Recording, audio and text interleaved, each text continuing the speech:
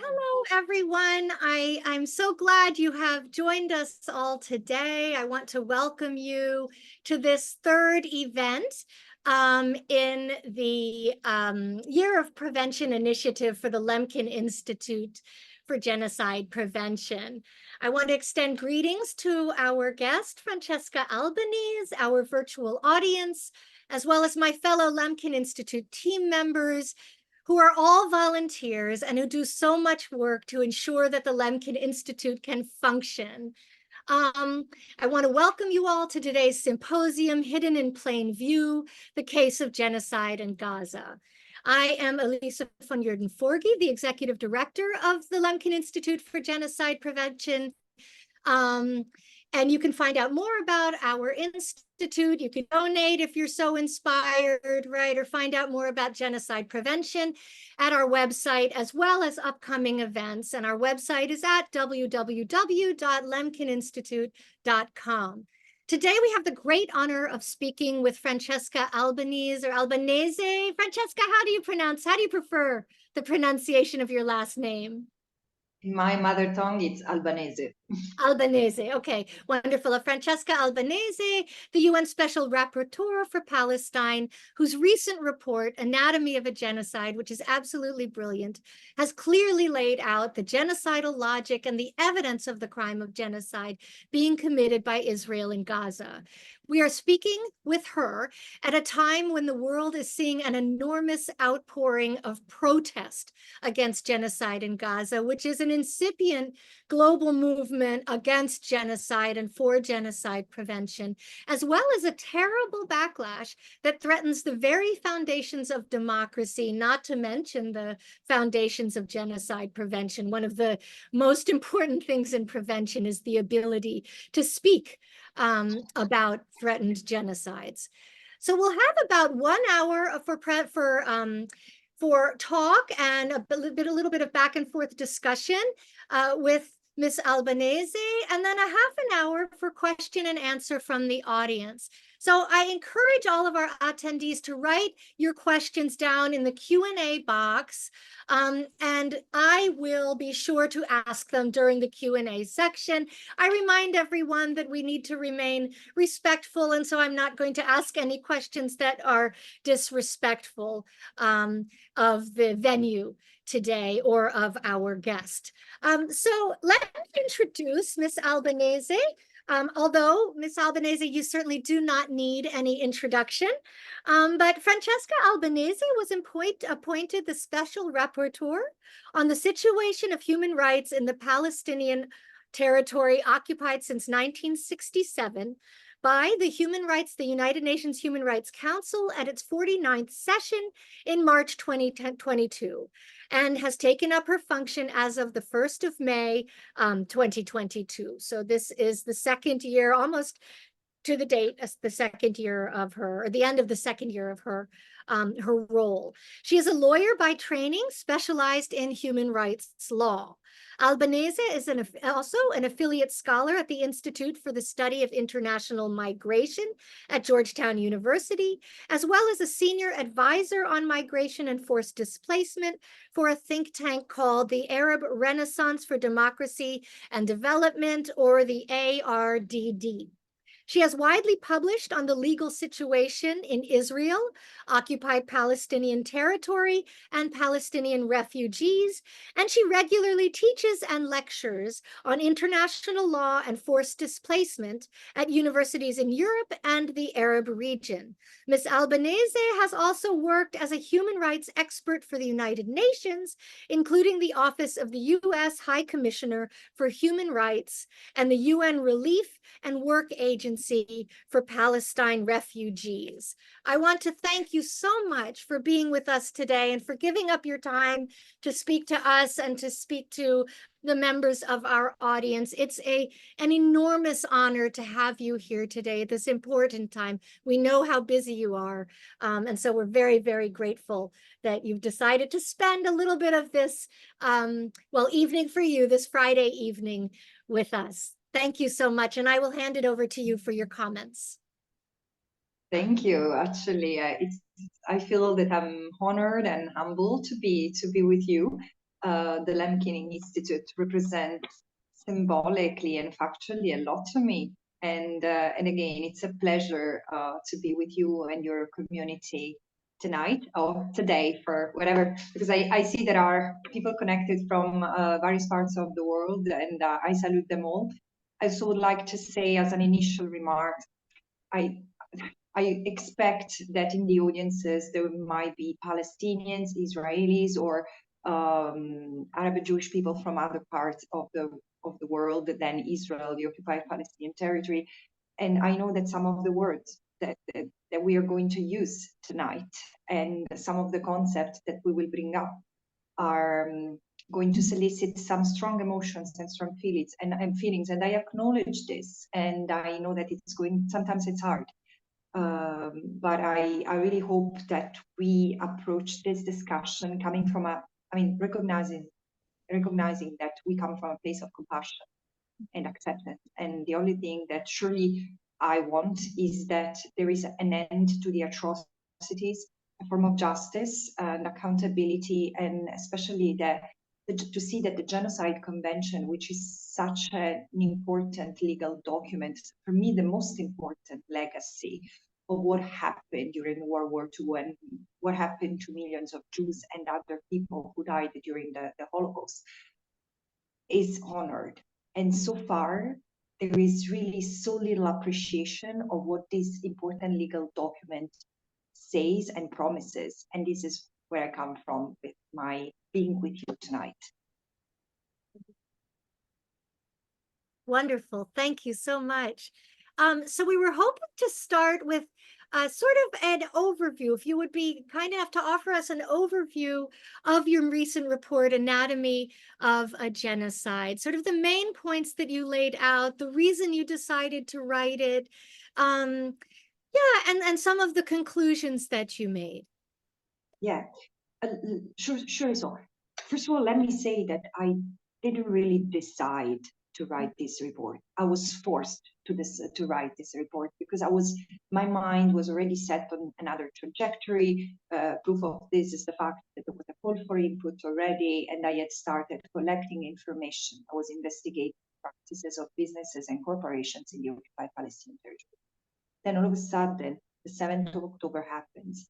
And what has happened as of that horrible day has been shocking, but not surprising, in the sense I've seen an escalation of the violence that I had so often studied and documented in the occupied Palestinian territory and against the Palestinians.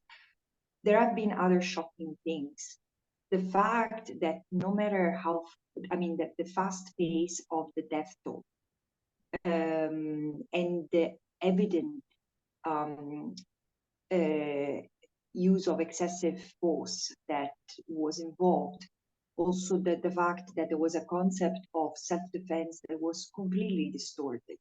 It was evident since the very first days and weeks that this was not a war like any other before. This was the 6th war against Gaza, but since the beginning, as a Palestinian survivor told me, the Israeli army has targeted places of identity, symbols of Palestinian identity, and both for communities and for Palestinian history as a whole, like places of cult, places of faith, cultural sites.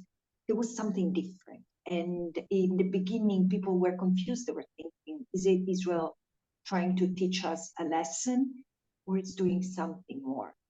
And this is when, 2 weeks into so there was, on the one hand, I could see the international community being very, very slow at picking up what was happening and using international law as a preventive tool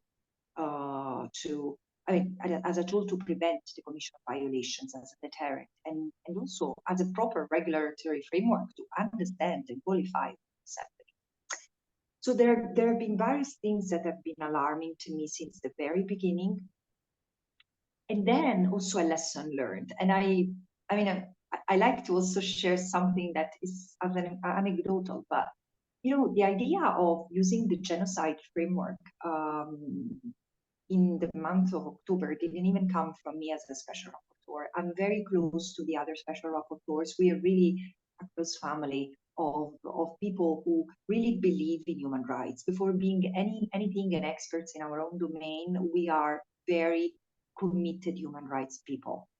And so we have discussed a lot since the very beginning of how to approach, how to qualify. And I was a bit sensitive on the genocide framework, first of all, because I didn't own it. I had a very superficial knowledge, what you learn in university, but then it's also so limited the exposure we as general lawyers have to this. Mm-hmm. Then I started to consult with experts whom I trusted, and reading, and I immediately made up my mind, especially reading Raphael Lemkin, was so mind-blowing. And this is when I decided that I needed to investigate the facts. In my mind, there was, I would say, having arguments to call for the plausibility of that genocidal acts are being committed and use it as a preventive tool. And then things have gone too far, too fast. And eventually my report became what it is, anatomy of a genocide. Wonderful. Thank you so much for that interesting, very interesting recounting of the process, right? The way you came to this report, which is so important. And I love how you combined, right, sort of speaking with scholars and experts on genocide, which is a very particular crime with a very particular law associated with it, with also the reports from people on the ground, right? So from people in the grassroots who were saying to you, from what you said, this seems different, right? The targets are different. This is not, there's something more happening here. And then watching that play itself out, right? And realizing, oh yes, that's quite true. I think that's, you outlined a very important method in genocide prevention, which is combining all of these voices. Right. Yes. And sort of thinking about them within the context of the patterns that Raphael Lemkin spoke about in his book, Axis Rule in Occupied Europe, but also in the rest of his work, which a lot of which wasn't published until very recently. Right. So I mean, I thank you for explaining that. It's very useful for people in thinking about, how it is that one can make this determination that there may be a genocide or that there's a high threat or a high probability that what is going on is genocide. So one of the things you outlined, I think, in great depth in your report is this question of intent. Do you know? Yeah. And that's a question that we face as a genocide prevention organization, but less so because we don't look at it from the legal perspective. We have to understand the law on genocide because that's the legal definition. But we have a broader definition. Lemkin Institute, people often ask us, what is your definition? And we really look at genocide as a kind of intentional destruction of identity.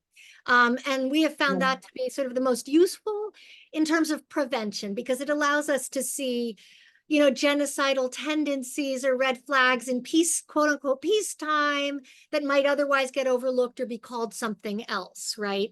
And it allows us to put together, right, different aspects of that against different groups to see, to see a process emerging really early on. So that's how we look at it. But, we never know. I mean, it's so hard to bring a genocide case in international law. It's costly, it takes years and years and years. And this is really because of the definition of intent, the way it's understood in international law. So you spent a good deal of time in your report, and I hope many of our listeners have read the report. And if you haven't already, go and read it. It's great reading. It's very interesting and so wonderfully done. And it clarifies a lot of questions that people have about what's going on and what exactly is genocidal about what's going on in Gaza. But I'm wondering if you'll talk a little bit about this question of intent, your approach to it, and what you found about intent. Yeah, I think, well, there are a couple of interesting remarks in my view to make in connection to what you said. The first is that my humble opinion is that there is very limited understanding of the the real intention and purpose behind the Genocide Convention, which is exactly prevention. Interesting. And connected to this is the fact that the specific intent can be identified from what you exactly describe as this togetherness of a number of elements, the kind of conduct, what is said, the context in which things escalate, and behavior of the alleged perpetrators on the ground. There is so we know that intent is what characterizes, the specific intent is what characterizes and distinguishes genocide from the other atrocity crimes. And it's true that there is a higher threshold to meet when discussing genocide, when proving genocide. But there is, again, a misperception of what, because people tend to think of it as a hierarchy of crimes. So there is war crimes, and then there is crimes against humanity, and then genocide. So this is why, I mean, this is how it's interpreted, that the qualification of genocide as the crime of crimes, the crime of crimes. I don't think it's a hierarchy. I think, in fact, we should approach the various atrocity crimes as horizontally as possible, in the sense that war crimes are violations of the rule of law, the rule of war, laws of war, and violations of the rules of against govern hostilities results into a war crime. And of course, there is less emphasis on intent, because it's the situation that is also very extreme. I mean, what is the threshold? The threshold for protection in hostilities is very low, in my view. It's not the most, international humanitarian law is not the most human rights protective framework, but at the same time, is that because then behind that threshold, beyond that threshold, we are facing the brutality, bestiality of lack of humanity. Then crimes against humanity can happen including in contexts other than wars. And what is the pattern that characterizes crimes against humanity is the fact that there is a widespread and systemic attack against the victims. And again, it's not that it's more serious. It's another kind of crime, but also it's another kind of crime, genocide, because it's the sets of acts. Genocide is what is at the Article 2 of the Genocide Convention, acts like killing members of the group, infliction or causing bodily or mental harms to members of the group, and or creating conditions that would lead to the destruction of the group in whole or in part, or prevention of birth or transferring children from the protected. So you can have genocide, this is very important, without even killing, without even one person being killed. Think of the genocide of the Aboriginal, Aboriginal people in Australia. It has happened through the transfer of children, but it has undoubtedly led to a genocidal attack, a genocidal assault on the native population. And but then what characterizes genocide is this intent, not only the intent to carry out this act, killing, infliction of harm, but the intention through these acts to destroy a people in total or in part. And here's the misunderstanding.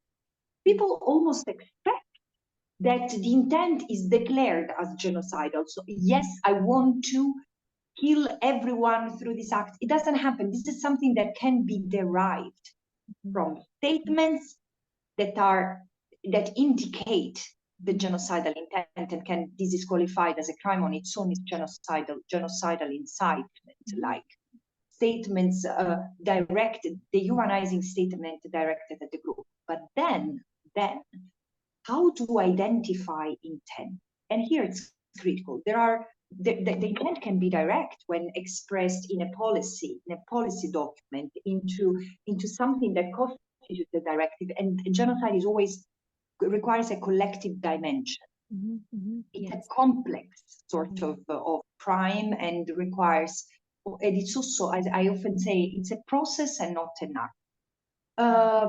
But so intent can also be inferred. So the proof of intent can be inferred from facts or circumstances, including the overall context in which the acts or omissions, the scale of atrocity, the systematic targeting of the victims based on their affiliation with a specific group take place. And this is so interesting here, because then we look at the jurisprudence that has developed from the International Criminal Tribunal on Rwanda to the one on Bosnia-Herzegovina, but also the jurisprudence that has developed within the ICJ on Gambia, Myanmar, Bosnia versus Serbia, etc. And we do see that intent can be established, can be inferred, and constitutes a proof of intent can be inferred from the nature, scale, and patterns of conduct on the ground. And to the point that no other intent other than a genocidal one can be inferred. So this is why, if we look at what has happened in the context of Gaza from the very beginning, I mean, I say, okay, the genocidal intent is difficult to prove when it's hidden, when it's concealed. But when it's so ostentatious, like in this case, they are telling us over and over, even the fact of wanting to transfer the Palestinians from Gaza elsewhere, and from the West Bank, in fact, elsewhere. This is something that has been said over and over. The dehumanizing logic has been of the Palestinians is so ingrained in many segments of the Israeli society. And then you have the 7th of October, which is I've seen many of the scenes that many Israelis have seen, and they're brutal. I mean, there is no question that horrible crimes have been committed by whomever. We still don't know if it's Hamas or other people. So there are crimes that have been committed against Israelis. Now, does it lead to a full and a wholesome attack, a wholesome retaliation against the Palestinian people in Gaza? Because this is what has happened. And it can be found in the language that has been used. Human animals, they are all human animals. There are no innocents. We need to break their backbone, or the Amalek, this biblical message, biblical call, kill them all, the mother and the suckling, the goat and the camel. I mean, and this has reverberated. This has been said over and over, and it's reverberated. It's been absorbed, internalized from the soldiers who have acted on the ground, and they've been boasting about that. So what else? I mean, really, do you expect them to sign off a document saying, yeah, we want to commit genocide? It doesn't work that way.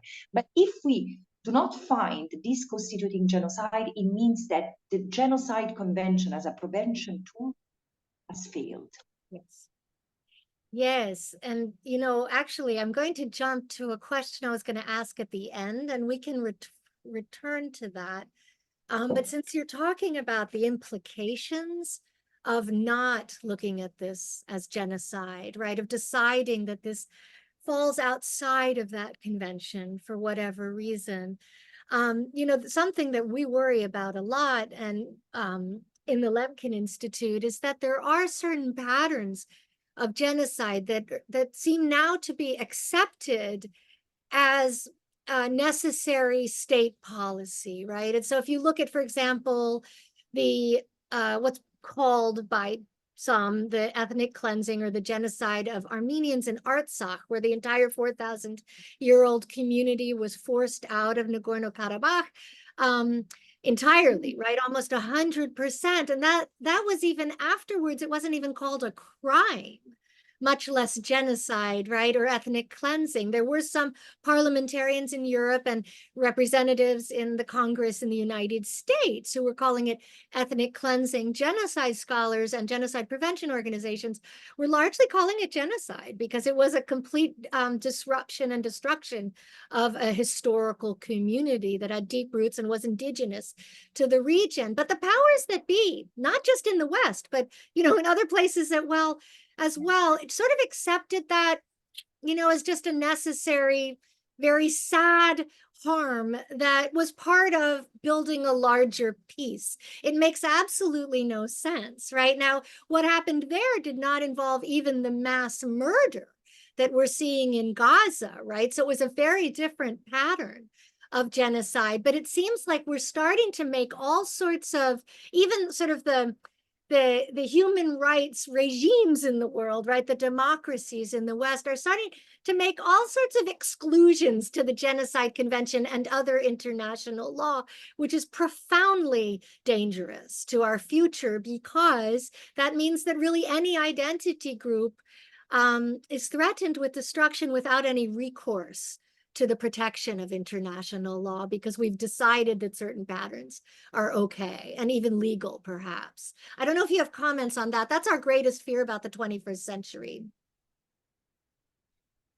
Yeah, no, this is where we are. I keep on saying we are in between hope and the abyss, because it can be such a watershed moment, and it's a turning point in history. But it's not given where we are going to end up and with what.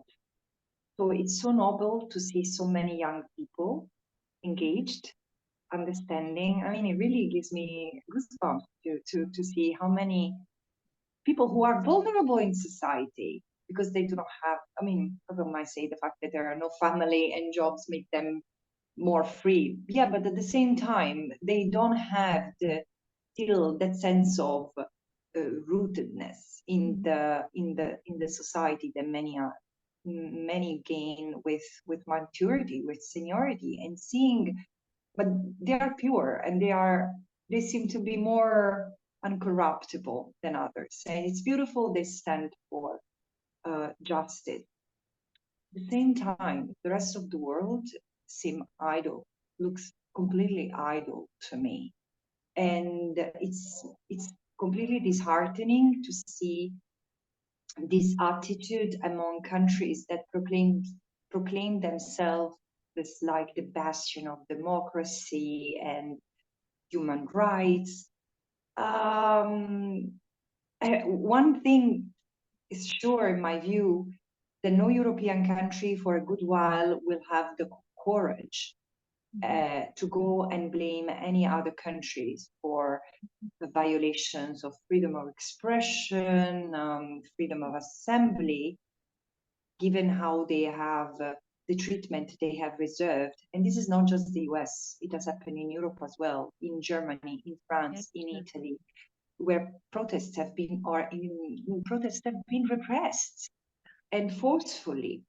But so I think that there is a tendency not to want to see what genocide is, because this would put into question our own identity as Western countries, as Western societies, and it would force us to confront our colonial amnesia. You see, this is something I've learned through Lemkin.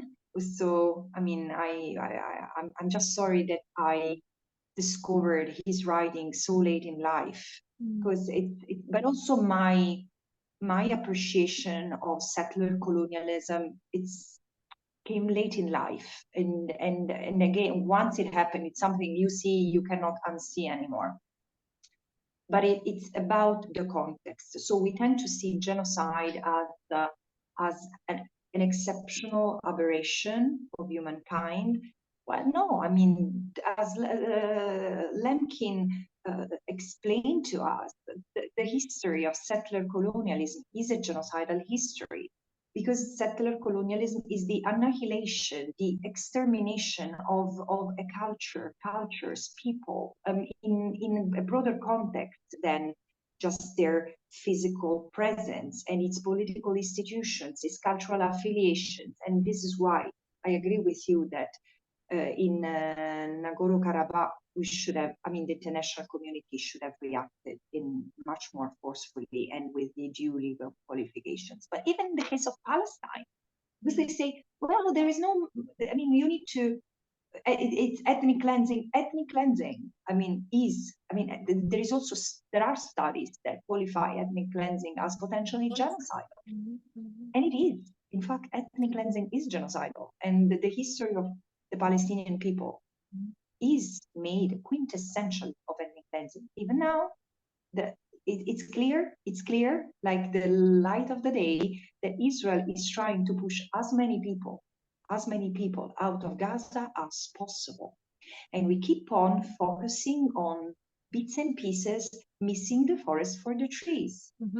But it's in that logic of forcing them out, disrupting their existence, making their life impossible. And because they resist or whatever, because it's impossible to move them all as quickly as Israel would like, that many are being killed.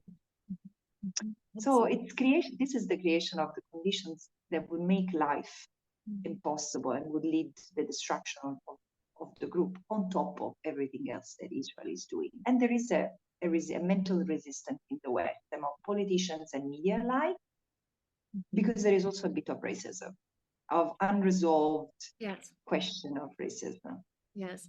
Yeah, I think racism cannot be overlooked, right, in this case as well as others. It's certainly, yes, driving a lot of the world's willingness, or the Western world's willingness, to allow some people to be exterminated and not others, right? So it determines, it's sort of that Judith Butler's notion of grievability, which lives are grievable and which ones aren't, right? You know, so we're faced with that. And that actually brings me to this really interesting concept that you develop in your report of humanitarian camouflage. I just loved reading that that section, because you put you know, a sort of conceptual phrase to what we see every day in this case, right? In the case of Gaza, which is a very effective camouflage, you know, and one can be cynical and say, well, the great powers are doing this for other reasons.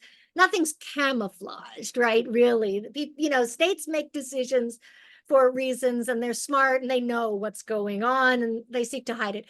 But I do think that, you know, camouflage like that plays an important role in kind of hiding genocide in the media, or hiding genocide amongst ordinary people who, you know, who are convinced that, you know, by supporting, you know, what some are calling a genocide, that they're actually doing good. You know, they're doing what they're supposed to be doing.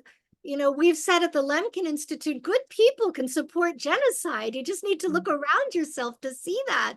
You know, this isn't this notion of these kind of evil beasts as genocide supporters. Genocide can turn perpetrators into beasts in a way that's true from the acts that they commit. But, you know, the supporting of it and that sort of thing, most genocides have been committed out of a sense of loyalty to a group and a sense of necessity, existential threat. These are all things that drive genocide, and it's a really human crime.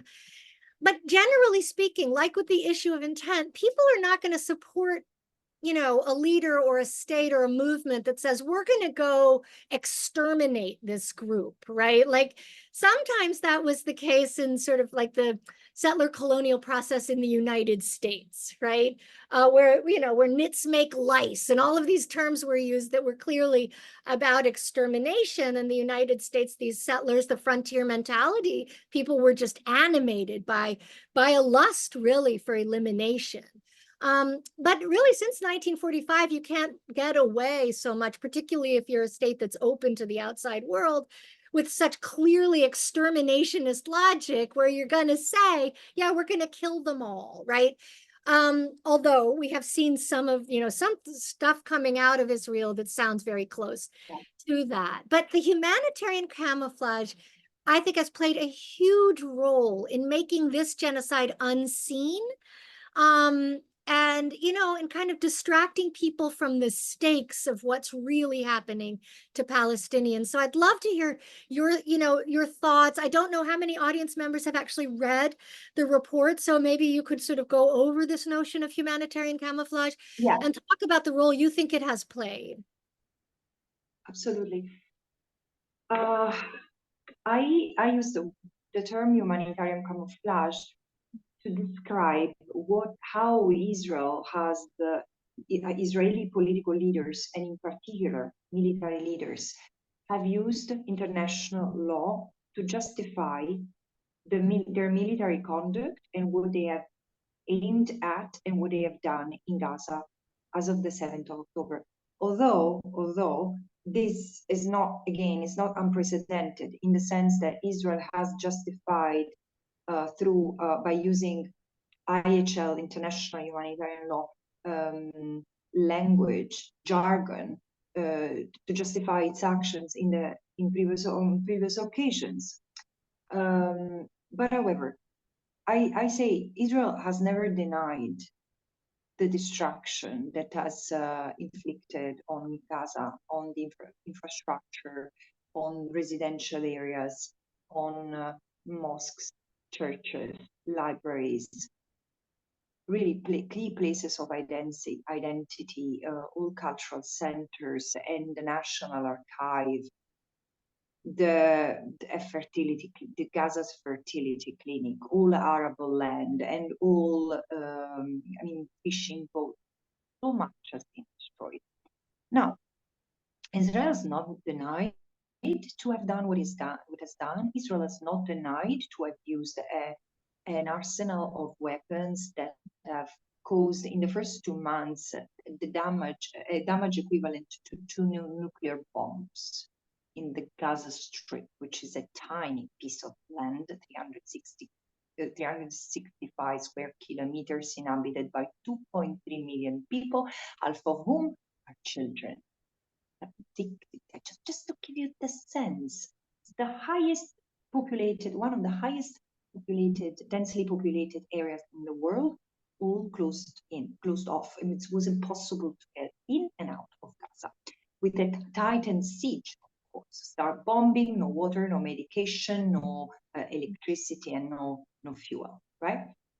Israel has never denied, Israel has almost bragged about the need to close them off, to cut everything, because we are not going to give anything to our enemy. Who's the enemy? Who's the enemy? Because and this is why I say Israel has justified this by using legal categories like human shields. It's not us killing civilians, it's Hamas hiding behind the human shield, behind the Palestinian civilians, and then it's a human shield. Or the hospitals, it's not hospitals, these are military premises, and this has become human shields and medical shields. Or, for example, we have told them to go. We have used evacuation orders.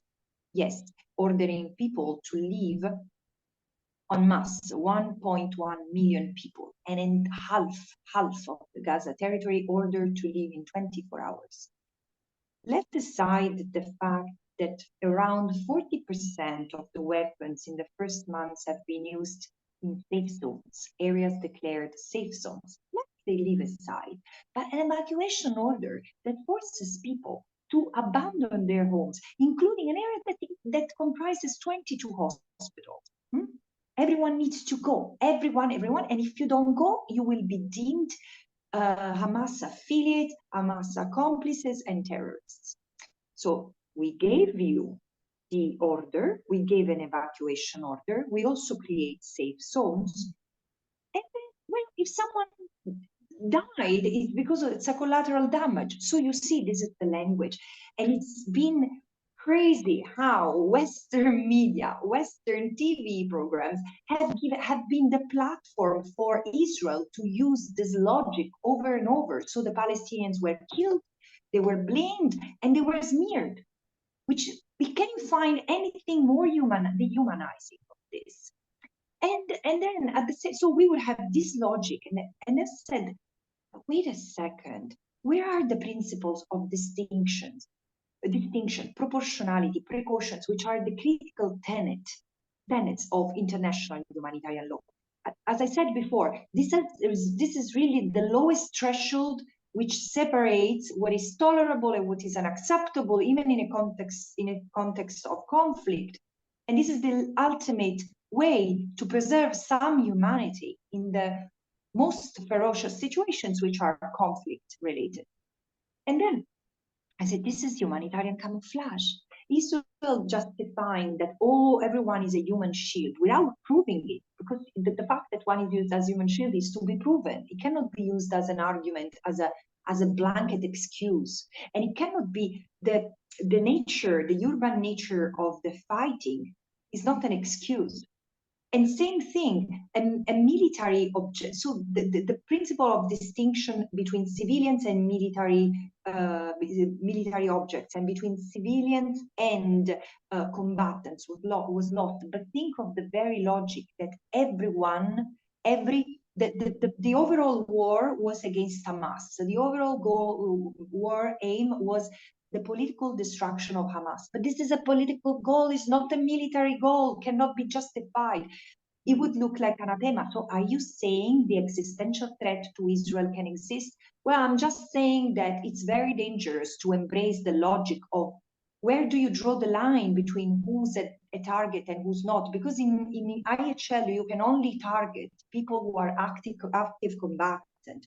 So if a soldier is waving a white flag, if a combatant is waving a white flag, or if a soldier and a combatant are on a weekend and not fighting, they cannot be targeted. And this is the thing. Israel also, as revealed by the power targets identified through artificial intelligence, Israel has used a very wide spectrum of who could be targetable, killable, what could be destroyable. So everyone vaguely, remotely associated to Hamas could be killed, including family members. This is proven by the way power targets have been identified. So either human shields or terrorists or collateral damage. And this is the complete capsizing of international humanitarian law, of the principle of distinction, proportionality in military action based on military necessity, and the need to avoid armed civilians, and the principle of precaution. You take precautions before military action. All this has been completely wiped off and eroded. Do you think, I have a little follow-up, so I'm wondering, this term humanitarian camouflage got me thinking about its history, and so one can look back at other cases and begin to see sort of the humanitarian camouflage. But it's very much, what's so interesting about your definition is that it is the use of IHL as camouflage, right, that you're talking about, right? So it's sort of turning the rights or the rules-based order after 1945 on its head, right, and making it a vehicle for committing atrocity crimes, which is so frightening. Absolutely. And I think, when I was reading your report, I was struck by, being an American, I was struck by how much of what you call humanitarian camouflage was also present during the illegal Iraq war that started in 2003, right, by the United States, where it was truly cast about a war for freedom, and where, the U.S. was responding proportionally. I don't want to raise the specter of whether or not the U.S. committed genocide. That's a different topic, but it is just interesting to me that this thing, right, that you've sort of identified, that you've come up, like Lemkin came up with the term genocide, right, to sort of encapsulate that.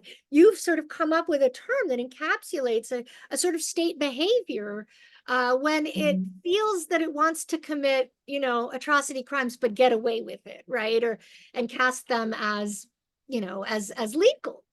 And even humanitarian, right? So, and I think that that's something that's very 21st century, it seems to me, about genocide. And it's something we're going to have. Can I say something? Yes, please continue. No, sorry to interrupt. It's yes, just please. That I'm so excited. A small point that is important, because 2003 is critical, because when we say that the interpretation of self-defense is a very narrow concept in international law, and it's the right to wage a war, which is very limited, because Article 2.4 of the UN Charter prohibits the use of force in dispute resolutions, and unless in international relations, unless there is an attack or an imminent threat. Now, the US and Israel are the ones who have interpreted this as against ICJ jurisprudence, as preventive self-defense, or a very broad concept of self-defense. When I say, excuse me, if you do not agree with this interpretation of the ICJ, which self-defense can only be invoked by states, in response to an attack and cannot be used against population kept under occupation. If you think that this is inadequate, go back to the ICJ and ask for another advisory opinion. But until then, this is the law, and we cannot violate the law because this is the system that has kept them protected. And 2003 is exactly the point where this total capsizing of the concept of self-defense and like in sort of in humanitarian camouflage at embryonic level started. Yeah, so it sort of Sorry opened to the interrupt you. It's just that. No, please, this is no, right. I'm glad that you did. That was wonderful. Yeah, so it's very interesting how this is developing, and it's getting more and more dangerous, it seems. And so, and now it's really challenging the rule-based order, as many have said, right? And so we're at as you said, kind of an inflection point, a watershed moment where humanity has to decide something about its future, and we have to decide what the ethical, the legal, the moral, right, the sane approach to our future as a species is. And I think your report offers, a really thoughtful critique of the present day, that extends in some ways beyond Gaza as well, right? And has implications certainly beyond Gaza. So I want to talk a little bit about, and then we'll move to people's questions. But I want to talk a little bit about, what in your mind could have been done before October 7th and after October 7th that hasn't been done to prevent this, this kind of mass murder type of genocide from happening. Yes, let me start from after the 7th of October also, because there is something I want to share with you and the audience from my last trip. I was trying to go to the occupied Palestinian territory. I got as far as the so-called red zone in between, or otherwise called no man's land, between the Egypt Rafah and Gaza's Rafah. Look, most of the Gaza genocide survivors whom I met in Egypt, in hospitals, or as they were crossing, or in Cairo, were victims of acts of violence that had taken place as of February. So this is relevant because had the ICJ provisional measures been observed, been enforced, those people, I mean, those who I met who had amputated legs, amputated arms, or who had been blinded by sniper fire, and those who had lost family members, they would have not met me on their hospital's beds. And there is a sense of hollowness. I mean, the Palestinians who come out of Gaza, many of them are very strong, but many are just like ghosts. I mean, it's like if they're lost their souls, they're shocked. They're shocked. They can't even talk. It's incredible. So, and if I think that all this could have been avoided, and when I think that so much could still be avoided, how many more lives are going to be taken, and how on earth is it going to make Israel safer? So this is after the 7th of October. Before the 7th of October, I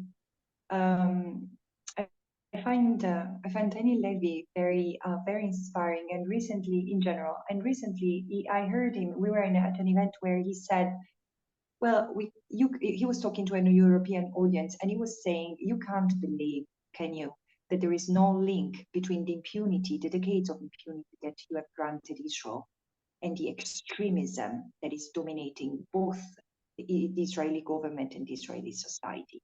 And here we get to the heart of my answers to your question. It's the 7th of October.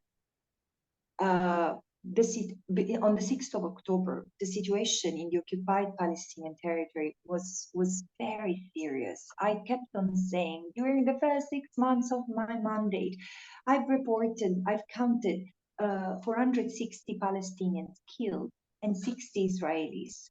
The violence was enormous, the continuous and escalating hubris of both soldiers in the West Bank and armed settlers. Really, no red lines, no sense of restraint, no shame. They were the lords of the land. And the Palestinians had to leave, keep their head down, and just tolerate this the endless abuses that they were subject to. And I tried also to tell this story through the perspective, through the lens of children. My second last report, the one I presented to the General Assembly last year, was written after talking to hundreds of children and parents and experts across the child experts across the occupied Palestinian territory and international child experts. I said, if I tell through the voice of the children, maybe the international community will understand better. No, zero. But however, the level of impunity had reached a point of no return, and there had been never a limit imposed on Israel. Israel has been, as another Israeli scholars, Ras Segal has written, it's like if Israel were born in a state of exception. Everything was tolerated. I'm not questioning horrific, despicable circumstances out of which the state of Israel was freaked out. But it was recognized in a place which was inhabited.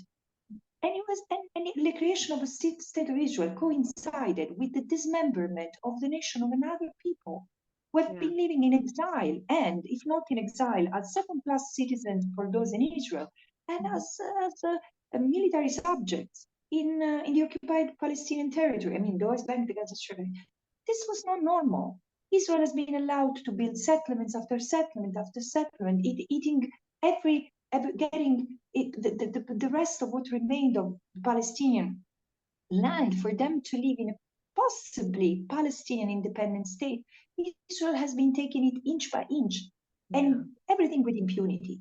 And arbitrary arrest and detention, extrajudicial killings, I mean, abuses in detention. Everything has been tolerated. And this is the situation. That was the landscape when the 7th of October occurred.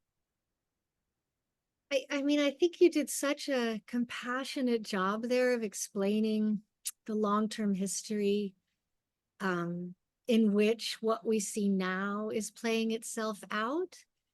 And there is this fundamental contradiction that you mentioned, that a people who were completely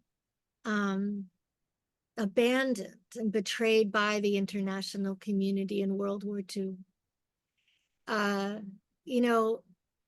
trying to create a state where they could guarantee protection, but doing so on a land that was already occupied in part by others, right? There were long-term Jewish settlements, and it's a very complicated history.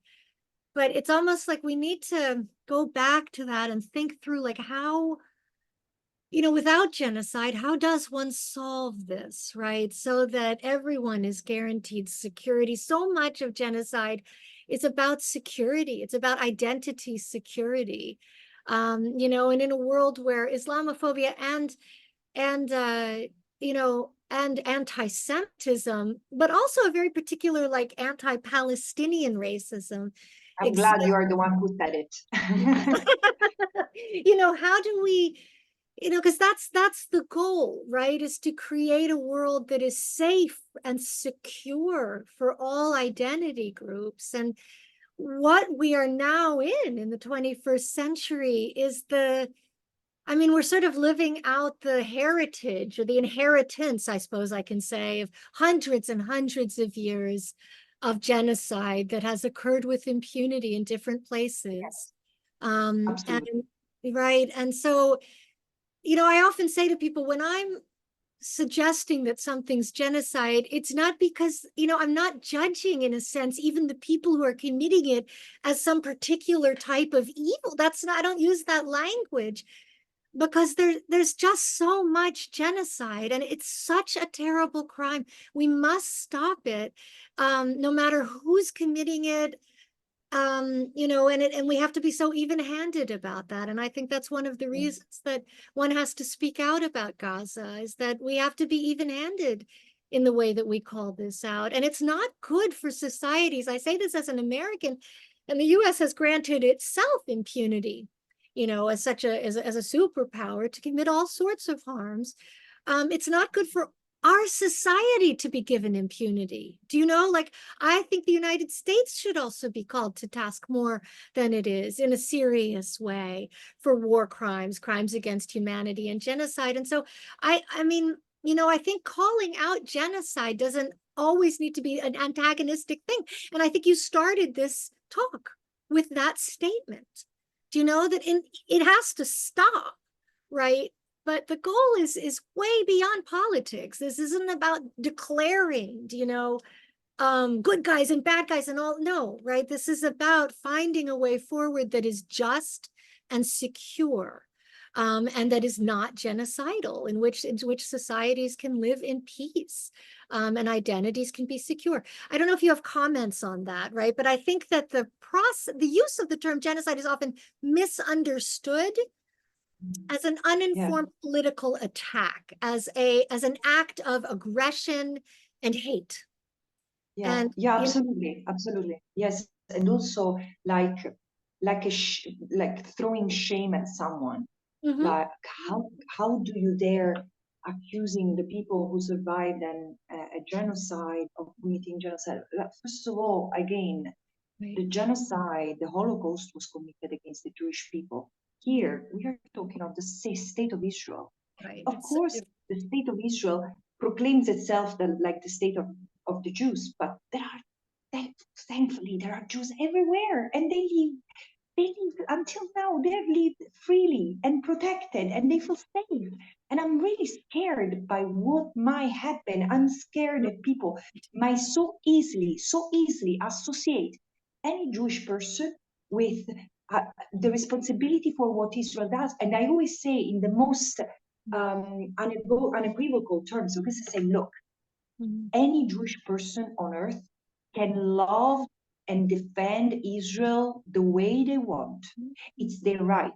Those who need to be held responsible are governments and government officials, because this is what we're talking about. Otherwise, it's freedom of expression. And the other thing is that I do understand. The more I know, and I've learned a lot from Jewish scholars and Jewish colleagues and friends, particularly over the past 2 years. But I understand the deeper trauma that exists in the Jewish people, because trauma builds in the DNA, and that there is no question that the Jewish people have been discriminated and have been the object of hatred across Western society for centuries. So there is like an intimate inner fear. And also after the Holocaust, so two things here. First, the Holocaust was not just the concentration camp. We got to the Holocaust. Think of my country. In my country, tens of thousands of innocent Jews were sent to die in concentration camps after racial laws had been passed, banning them from certain professions. So anti-Semitism has manifested itself in so many vile, disgusting forms. And the trade union was the dehumanization of the other. The language used, the derogatory phrases, again, I something inside me shakens every time I think, for example, on the incredible pages of Primo Levi, who should be read more today. Because again, it's not the space inside the concentration camp that describes the hatred that the Jews had endured and what made the Holocaust possible.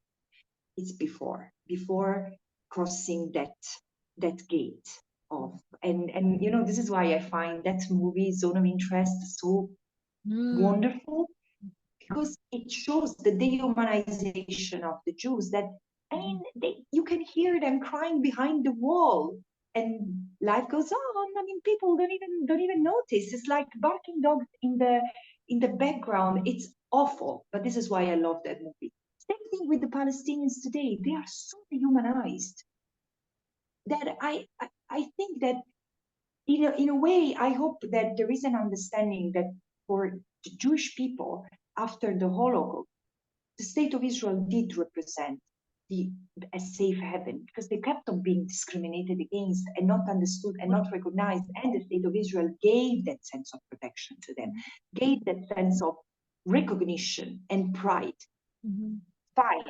Fine. So we cannot bring the clock back. We cannot, erase the Holocaust from history. We cannot erase the Nakba. We cannot undo these big tragedies. But we need to recognize the interconnectedness of the two. And we are not that we shouldn't have gone to the 7th of October and what has happened after that. Because this is the risk. What the Palestinians are suffering today, it's like an exaggeration of the Nakba in terms of the use of violent methods and means of warfare. But it's again this dehumanizing logic, forced displacement, mass killing, and mass destruction. Yeah, absolutely. Thank you for those words. That was very powerful. I very much appreciate that. And before we move on to questions, just one last question. What do you think so far in this case we learn about like genocide prevention? What would you suggest that we need in the world now to ensure that something like this doesn't happen again? So how can we use this case to talk about that? Awareness and knowledge, and also self-introspection as Western society. I do believe that this is really a Western problem.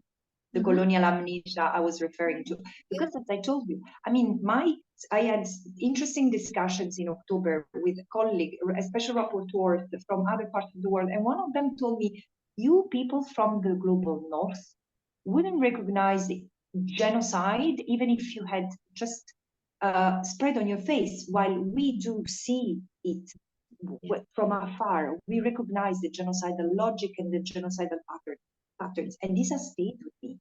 And I said, and then also was an act of humility to start to learn more and not to be really closed off to this. The same thing needs to happen with many, because again, two things: the fact that many pushed back on the use of the term genocide for the reasons we have unpacked. They think it's hostility, it hampers the political process.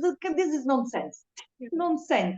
International law and human rights are there to protect, human rights in particular, are there to protect the people. And even the rights are universal or they are privileges.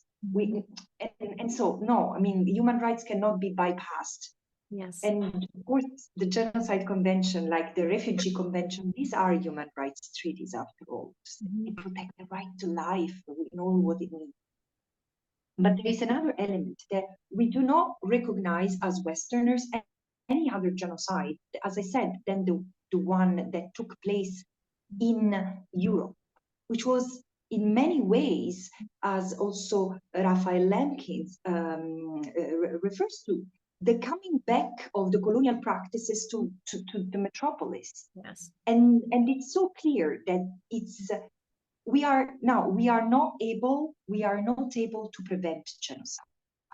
We are not being able to prevent it in the case of Rwanda, in the case of Bosnia-Herzegovina, probably in the context of Myanmar. We are not, because we are there, hair splitting and just understanding genocide through a very narrow legal lens. But you cannot understand genocide without drawing from anthropology, from sociology. And this is why I really, really think that we need to also our education system needs to open up to the intersectionality of disciplines and to a proper decolonization of the education, especially higher education system. Amen to all of that. Hear, hear. That's fantastic. Thank you so much. And I'm actually going to open up to questions with a question that follows up on that. So we have a question how do you remain hopeful for a better future for Palestinians? What gives you hope? And the questioner also asked, stated, Francesca, you are amazing. I respect and admire you so much. Thank you. I normally say we cannot afford the luxury of hopelessness in general as human rights lawyers. I mean, human rights is like the human rights path is like a Calvary, and you carry a cross, and it's very heavy, but at the same time, you do that consciously and conscientiously. And so, yeah, I mean, I know that there is a lot to fight, is an uphill struggle, but what really gives me hope, what really gives me hope, and there are two things that come to mind. First of all, is that I've been engaged with Israelis and Palestinians who are not into joint discussions for reconciliation and normalization, seeds of peace. No, they really want a future together, but healing the wounds of the past. And there is no other way forward than decolonizing the Israel that some people will call Palestine, other people will call Israel, but it is to be a decolonized place. There cannot be apartheid, there cannot be military occupation. Mm-hmm. And there are more and more people, especially the young Palestinian generation, who keeps on saying unity of the people, unity of the land, and unity of the struggle, where struggle is in fact is a call for justice. Is not, I mean, people, even you see, this is the thing in the West, we tend to interpret, and this is so abusive. We capture words from other indigenous people, like intifada. Oh, intifada is a negative term. No, intifada means revolution. And it's normal to aim for revolution if you are a subjugated people. I mean, this history of decolonization is painful, and I wish we had become mature enough as societies to be able to grant rights without having people to fight and die for that. But we're not there, and the problem is not with jurists, lawyers, etc., or anthropologists or others. The problem is with policymakers. So, what the other thing that makes me hopeful? So there are I see hope in the Israelis and Palestinians, and especially over the past month, have worked together, either hand in hand or shoulder to shoulder, or even from afar, but taking from each other, afar from each other, but trying to bring forward a message of justice for all and compassion. There are not many, especially again, this is what I fear, the Israeli society is more endangered than the Palestinian society. So it might sound paradoxical, but I would agree. And what gives me real hope these days is young generation. Young people, they're so beautiful. I keep on saying, stay calm, stay peaceful, and don't react to provocation. Mm-hmm. Sometimes it takes a biting of the tongue, mm-hmm. but it's better. I mean, eventually, it's better in the long term. And again, I think that their resistance in American universities, and it's spreading to other universities, is brilliant. You are standing for justice, you're standing for humanity, and this is what gives me hope, because eventually these are the people that will lead the future. Yeah. So I hope they will be better than us. The youth. And so those were some very good words of advice for any young student activists who are out there. Words of advice from Francesca Albanese, and also, a wonderful praise for all the hard work that you guys are, and courageous work that you guys are doing. So thank you for that answer. Okay, so we have a question here about Judge, this is, I guess, a legal question, right? So about Judge Sebutinde's dissent from the ICJ case, as well as Joan Donoghue, ICJ former President Joan Donoghue, recent quote-unquote clarification that the ICJ did not find that it was plausible that Israel committed genocide. Can you clarify some of I think a lot of people in the world are like, well, what's going on, right? We don't understand this. What's happening? Can someone just say what people are saying, right? So if you could clarify those things. Yeah, I'm not sure I have the authority to clarify because I've been very, very confused. Yeah. myself. Okay. And Right. I had to, Judge Setiabunde's dissenting opinion, I mean, something I really didn't understand. Mm. And because again, the provisional measures then the court decided to take are so basic, are really basic, and it's in the face, it's evident based on what the court had to consider. Mm-hmm. So I cannot tell you, but this I hear in the legal community, in the scholarly community, there has been confusion, and yeah. Yeah. Even more confusion has created the former ICJ president's words and interview. First of all, I find it very weird that a Mm-hmm. judge with a proceeding ongoing, even if she's an outgoing judge of the court, I find it very weird that with this delicate, sensitive proceeding, she decides to give an interview. I mean, even members of the Commission of Inquiry are so sensitive with the interviews that they take and give. Plus, what's authority? I mean, this is it's undermining what the court has done and said, because what the court has said is that it was recognizing a plausible risk to the right protected under the Genocide Convention. So what are the rights protected under the Genocide Convention? And of course it protects from genocide. So there is a plausible risk of genocide. So it was, I mean, with all due respect, look, I've been engaged with the question of Palestine for such a long time that I do know that the pressure on people can lead eventually to do things that don't look completely rational. I mean, I heard someone saying, "Oh, she's been gold-stoned," in the sense we all remember what happened to Judge Goldstone after he led and the incredible work that he and his team did with the Goldstone report, the first commission of inquiry on the first war against Gaza after the beginning of the siege in 2008, 2009. And he then retracted what he had written, but still the report is there. And so the case will continue. So I think, what can I say? She didn't speak from a place of authority. So, I mean, let's move on. Yeah, thank you. Thank you very much. Yeah, there's so much confusion around that, and thank you for those thoughts. We also have a question here about Hamas. Does Ms. Albanese believe that Hamas has and had intent to commit genocide based on her nuanced interpretation and definition on October 7th? Is the question inferring that I had a nuanced interpretation of October 7th?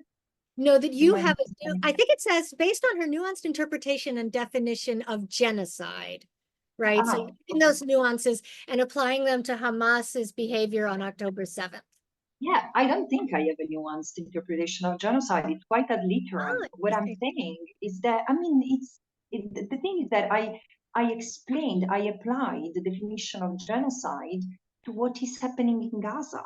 And there is a context that there are conducts, as I said, so I'm not sure I would agree with this. But look, I do not, I've said that I do believe that what has been committed by whomever partook in the 7th of October attack against Israel, many of the acts I've seen, although we still lack a full investigation, a full report on what happened on the day, but based on what is most common knowledge, war crimes were committed and they were brutal. Again, because the attacks against civilians are unjustifiable, and there was really, I mean, some of them were after civilians, and we just don't know who did what. Was it Hamas? Was other Palestinian groups? What is, and again, whomever. So let's say Hamas, if for lack of better information, yes, war crimes were committed. Possibly crimes against humanity. We need an investigation for that. I didn't carry out that investigation. It happens in Israel, and Israel doesn't let me enter the occupied Palestinian territory. Imagine a territory on which I do not even have the mandate to carry out investigations first. The second, but there is a commission of inquiry, which, by the way, is also prevented from entering both the occupied Palestinian territory and Israel, and from accessing the victims. At a certain point, the commission of inquiry that the UN created, the Permanent Commission on Israel-Palestine, that the UN created in 2021, had issued a statement saying it's really hard. I mean, it's really hard to work with all the obstructions that Israel is imposing on us, is creating for us, because they really struggled also reaching out to the victims. They were trying to figure out what had happened in terms of the use of rape as a tool of war. So was there genocidal intent? The thing is that to establish genocidal intent, you don't only need statements, and on that day there were no genocidal statements, in the sense that I've read the statements that Hamas circulated, and they were against the oppression, against the occupation. And I'm not saying then there have been statements that would resound as genocidal. Like, I mean, there are some lunatics out there who said, yes, we will do it over and over and we will kill everyone. These are genocidal statements. However, to establish genocidal intent, the statement itself is not sufficient. You need the practice and the capacity. You need the reality on the ground, and you need the capacity to and I think this, at least one of these two elements, is not there. The reality. I don't think that what happened on the 7th of October was genocide, and it was not genocidal intent. But again, let a full investigation take place without undermining those. And whatever I'm saying is with no prejudice, of course, to the conclusions of the Commission. Wonderful. Thank you so much for that answer. Okay, so I want to follow up. Someone asked a question about that answer, and I want to give you a chance to clarify, because I understand what you were saying, but she's asking this, and I think it's very important that we address everyone's questions here. So she says, if Hamas took responsibility, then how can you say you aren't even sure it was them? You did not say you were not sure it was Hamas on October 7th, right? No, I heard you no, say but I'm not sure who committed what acts, right? We don't know there were lots of people flowing in, and so we don't know who committed which acts, right? Hamas took responsibility, but Hamas also said that they targeted military bases. This is what I've read in Hamas documents. And sorry, targeting military bases and killing soldiers in active duty is a tragedy, but it's not an international crime in that context. It's the same thing as killing a combatant in active combat is not an international crime. So I know that for the Israelis, this is very painful, because they would qualify. But again, Israel has been occupying the Palestinian territory for 56 years now.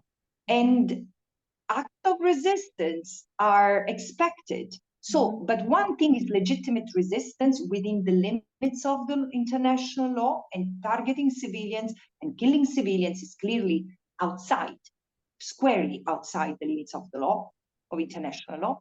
But also, sorry, and thank you for giving me an opportunity to clarify. What I know has happened, because this is the information that circulates, is that together with Hamas combatants and Hamas fighters, there were also other people, either from other armed groups or others individuals. So this is why there should be there should have been already an investigation and prosecution of those responsible. This is the normal course of action, not waging a war against everyone. I hope this is clear. Yeah, great. Thank you very much.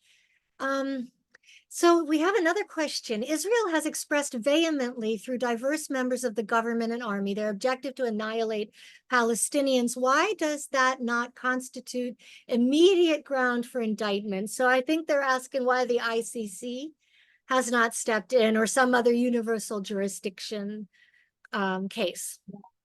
Yeah, I think that, well, there was an organization. Yeah, no, I mean, yes, there is a lot of delay there. No question about that. But in my humble opinion, there was a lot of delay even before the 7th of October, because as I mentioned before, there were grounds to indict people in the Israeli government and in the Israeli military before the 7th of October. Now we know that there have been attempts at using universal jurisdiction in Europe, in the US, in various European countries, and they were blocked for political reasons. I think that now there is a better understanding and universe of the situation, greater awareness, and also greater access to both facts and possibly way to collect evidence. And this is why it's necessary to activate as much as possible national courts through universal jurisdiction on crime, on atrocity crimes in general. Why the ICC has not sent out arrest warrants?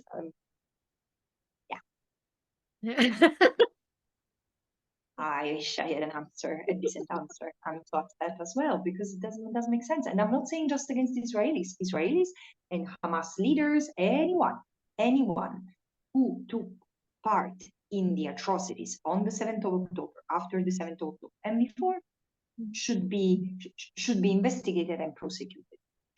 But especially this is particularly serious in a context of genocide or plausible genocide being committed. Very good. I mean, yes, exactly. So sort of piggybacking on that, people are asking so there are many questions here that I'm sort of bringing together, but what can be done to deal with the fact that so many states are supporting Israel with military weapons? And, how can we pursue a complex strategy to stop what's happening that involves ordinary people like ourselves, right? But that also involves sort of larger scale activities that legal or other, in the legal realm, right? I'm not saying anyone should do anything illegal, but in the legal realm, or in terms of social mobilization to stop states from supporting Israel militarily, which is nurturing this. Yeah. Look, I think my comfort zone is the legal realm. So I think, as I said, much more can be done to use legal avenues, especially in Western countries, because we have functioning judicial justice systems, and we have standards that can be enforced against the political leadership as well. Now it's more necessary than ever, because there are, in certain situations, there are elements to question the complicity in the crime of genocide of certain states and certain administrations.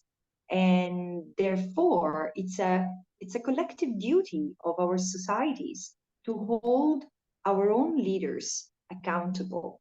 I know that, for example, in my own country, in Italy, there are legal proceedings that have started against the current government, because of arms transfer after the 7th of October to Israel. This is to be done. In the US, instead of reducing, they keep turning. Plus, the US is giving military, economic, and political power, everything that is needed. It's so serious. So there is a lot that can be activated there, but also calling out the media. I think that, in every genocide, this is interesting, and I wish there were researchers who were keen to delve into this, because media always play a role in genocide. And the ICTR have found it in Rwanda. The ICTY found it being the case in former Yugoslavia. What is interesting here is that, Western media provide more cover for Israel than Israeli media. I'm not talking, there are media who are more free in Israel than elsewhere. I think that the greatest investigative reports on artificial intelligence, for example, have come from Israel. Right. And it's amazing what these journalists are doing. Also, Haaretz oftentimes offers glimpse into this grim reality that life in Gaza, into the hell that life in Gaza has become. While mainstream media in the West have tended to either sanitize the language a lot, even if we just look at what has happened now on the protest at UCLA.